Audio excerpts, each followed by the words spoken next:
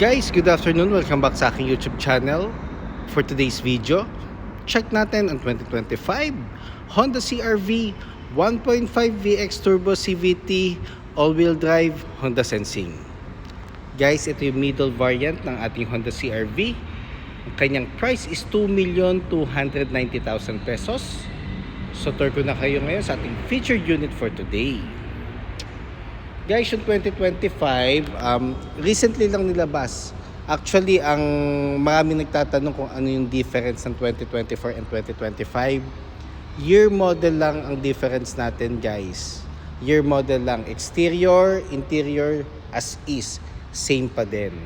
Dito na tayo sa front portion, guys. Ang color nga pala na unit natin is Michiroy Gray. One of the best-selling colors sa Honda. Nakaano na tayo, guys, ha? LED headlights with daytime running lights. LED fog lamps. Glossy black front grille. Maganda dito rin, guys, ang Honda emblem natin is meron siyang transparent case. Ang upper accent natin is glossy black na din. Sa V kasi or doon sa base model is chrome itong upper portion na to.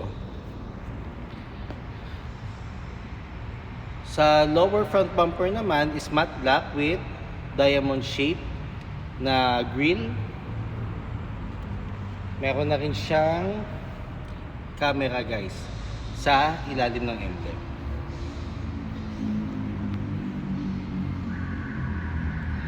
Regarding naman sa engine, guys, 1.5 turbo CVT, continuous variable transmission. Meron siyang 190 horsepower, 240 Newton meters of torque. All-wheel drive. Powerful yet fuel efficient ang ating engine. Nag-activate lang yung turbo, guys, pag nag-hit ka na ng 2,000 RPM. Normally naman ano siya, dumidepende siya sa sa apak mo sa gas pedal. Pag na-sense na ni engine na kailangan niya na ng extra power, tsaka magki-kick in si turbo. Equipped na nga rin pala siya, guys, ng Honda Sensing. It's more on additional safety features ng ating Honda CR-V. It's more on assistance, guys. Yung mga lane keep assist, road departure mitigation. Hindi tayo pwede dumepende doon. Assistance lang, guys. Dito naman tayo sa passenger side. Naka 18-inch alloy wheels na tayo, guys.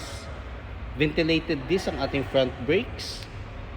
MacPherson strut naman ang ating suspension naman sa front. Ground clearance is 208 mm.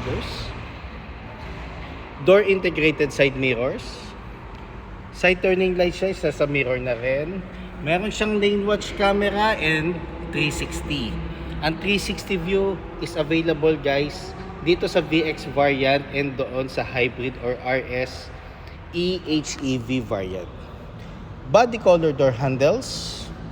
With smart entry na rin siya, guys. Solid disc naman ang ating rear brakes. Multi-link naman ang ating suspension. Ang fender nga pala natin, guys, is matte black.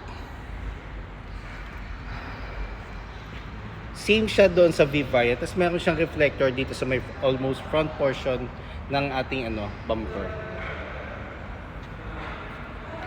Ang pillars naman natin is combination of matte black and chrome to give you more elegant look pagdating sa exterior. Tsaka kung mapapansin nyo, malaki ang windows natin. Sa roof naman, meron tayong roof rail. Naka shark fin antenna na rin tayo, body color, guys. Then meron na rin tayong tailgate spoiler, matte black. I-check naman natin, guys, yung back portion ng Honda CR-V. Dito naman sa back portion, guys, makikita nyo yung vertical tail lights, which is yung signature identity ng ating Honda CR-V. Kahit yung mga previous generation, kahit dun sa first generation up to hanggang ngayon, na which is 6th generation na, naka vertical tail lights pa rin siya. Meron na rin siyang reverse camera. all-wheel drive emblem, 4-eye backup sensor. Meron na rin siyang dual pipe finish. Matte black guys, matte black. Doon sa ating lower rear bumper. Ang ating tailgate is power na guys. Wala pa rin siyang hands-free assist. Ang hands-free assist na power tailgate is available sa hybrid. Pag naka-turbo engine tayo guys, 7-seaters. Pag hybrid, 5. Ang ating ceiling is light gray. Flexible third row guys. Meron siya tunnel cover para kung gusto nyong ibaba ang pinaka-cover, pwede. Ang spare tire natin is alloy wheel na rin guys. Nandito siya sa pinaka-ilalim ng upuan. Meron na rin tayong power outlet. And yung LED na light. Saka muna natin guys. Dito naman tayo sa driver side. Fuel tank capacity is 57 liters guys. Minimum octane is 91.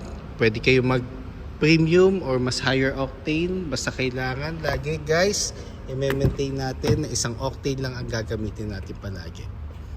Dito naman tayo sa door panel natin sa second row. Meron siyang urethane texture with wooden accent and glossy black accent din. Sa pinaka armrest naman sa door panel, meron siyang leather with gray stitches. Full genuine leather guys ang ating material for the seats. Meron siyang armrest with two cup holders. Fold and tumble guys ang ating second row, and forward and back siya. So flexible ang ating middle section. Normally kasi ang third row guys, itong portion na to, it's more on mga pang small size adults and pang kids talaga. Sa middle section natin dito sa second row, meron tayong aircon vent with 2 charging ports sa type C. And ang maganda dito guys, ang ating dome light is touch na. Same goes with the other side, and LED na siya. Regarding naman sa interior space guys, lagi namang maximize ang interior space ng Honda para at least mas comfortable ang mga passengers pag maglo-long drive. And syempre, engine performance, yun talaga ang pinaka babayaran mo kay Honda, yung power ng engine, tapos sasabayan mo pa ng fuel efficiency. Kaya talagang worth it ang value for money. Dito naman tayo sa driver side. Nandito yung ating power folding side mirrors, adjustment ng mirrors left or right. Dito mo siya adjust sa knob, central door lock, window lock, and window switches. Ang ating driver seat is naka-power na guys, with lumbar support, PSI guide. Meron tayong lever para sa hood.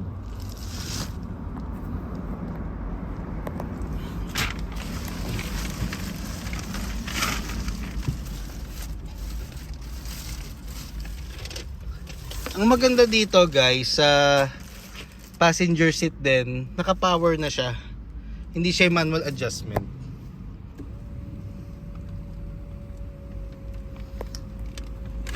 .5 ko lang guys. Yeah.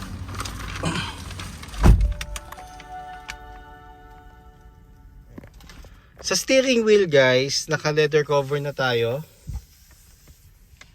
with gray stitches. audio control with hands-free telephone assist, adaptive cruise control and Honda Sensing. Meron na rin siyang paddle shifters, plus and minus sign. Pwede kang mag-dictate kung anong gear ang gusto mo. Pwede mo siyang i-downshift, pwede kang mag plus din ng gears mo. So depende yon kung ano yung mas preferred mo. Nandito na rin yung switch for the headlights and fog lamps and yung lane watch camera. For the wipers, full digital colored panel guys, kung makikita nyo. So nakita nyo siya kanina nung kinlose ko yung door, meron siyang welcome welcome symbol na yung Honda. Then ang ating steering wheel is tilt and telescopic. Pwede ko siya i-forward papunta sa akin, backward or down and up. Push start button na siya guys. Aircon vent natin is meron siyang resemblance or similarity sa Honda Civic. Honeycomb pattern, aircon vent with wooden accent. Sa previous model kasi yung may diesel variant naka wooden accent sila. Which is mas mas premium tingnan. Lalo na pag nandito ka sa loob. Aircon knobs natin. So bumalik siya sa rotary knobs. Para mas maramdaman natin yung paglipat ng aircon. Ang hirap kasi pag touchscreen. Meron na rin tayong dalawang USB port, universal size and type C for charging. Meron tayong power outlet. Sa portion naman na to guys, meron din tayong wireless charger port. Sa transmission naman natin, kung mapapansin nyo, very smooth at very neat ng transmission portion.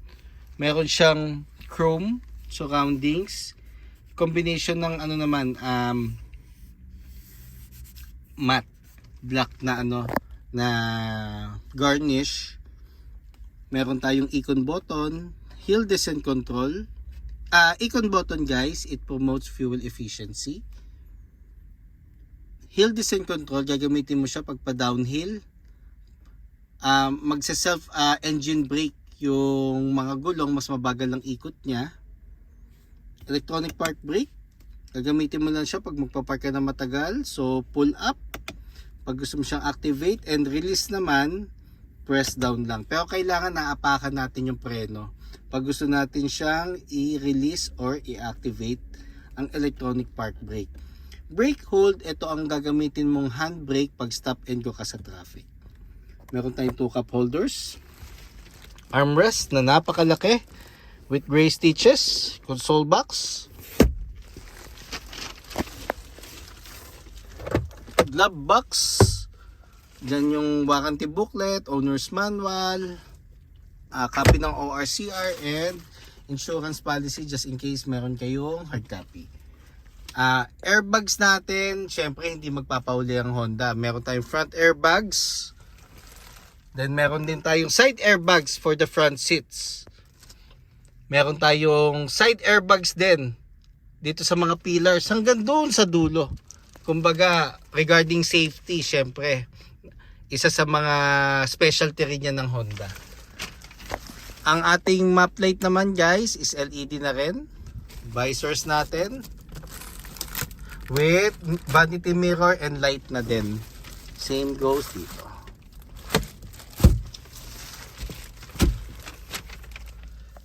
So guys, just in case you have any concerns regarding unit availability, cash discounts, low down payments, parts inquiries, bank display for our bank partners, service appointments, feel free to call or text 0906-386-8937 or visit me at 598 EDSA Balintawak, Caloocan City. And look for me guys Ross Oliver Cruz, ang inyong friendly sales manager here at Honda Cars Balintawak. Looking forward to meet you here guys and render my services to you. Kindly subscribe na nga rin pala sa aking YouTube channel para maging updated sa mga susunod na videos. And pa-follow na rin sa aking Facebook, Ross Oliver Cruz, and aking Facebook page, Honda Cars Balintawak Best Deals by Ross Oliver Cruz. Yun lang guys. Thank you and God bless.